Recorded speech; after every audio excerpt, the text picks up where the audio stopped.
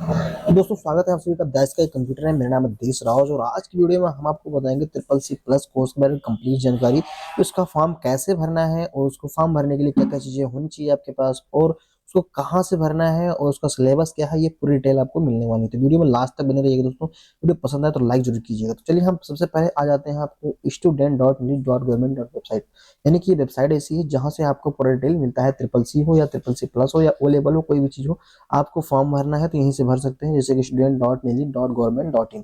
अब यहाँ पे आने के बाद एक इंपॉर्टेंट नोटिफिकेशन आता है, इसको आप वहाँ पे क्लिक कर देना है, यानी काट देना है आपको। उसके बाद नीचे स्क्रॉल करते हुए आना है तो यहाँ पे आपको एक ऑप्शन मिलेगा अप्लाई ऑनलाइन का, बस आपको इस पे क्लिक करना है। जैसे आप इस पे क्लिक करेंगे तो यहाँ पे देखेंगे सारे आप जो लिटरेसी प्रोग्राम्स है वो सारे आ जाएंगे। तो यहाँ पे आईटी लिटरेसी प्रोग्राम है जिसमें आपका ट्रिपल सी प्लस जो है वो शो करता है।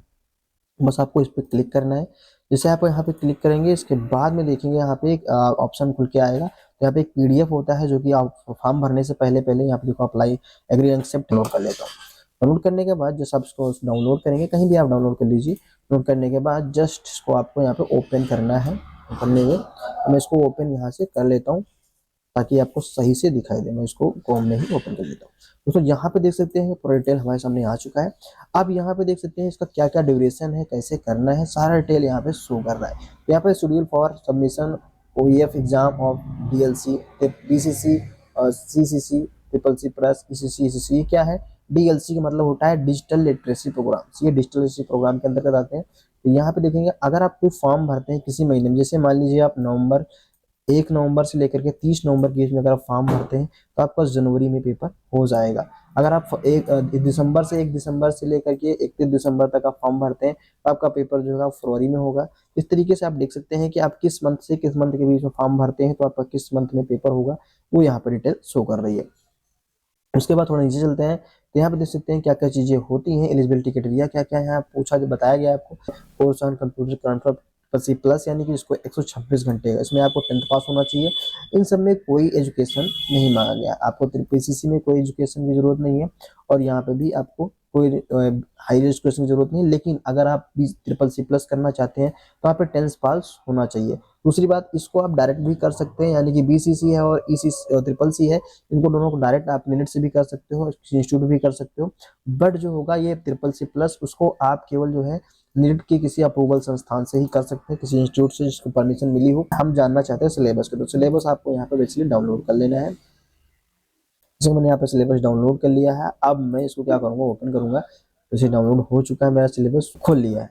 देखिए तो यहाँ पे आपका सिलेबस भी आ चुका है। तो सिलेबस में क्या क्या चीजें हैं वो यहाँ पे देखना है हमको।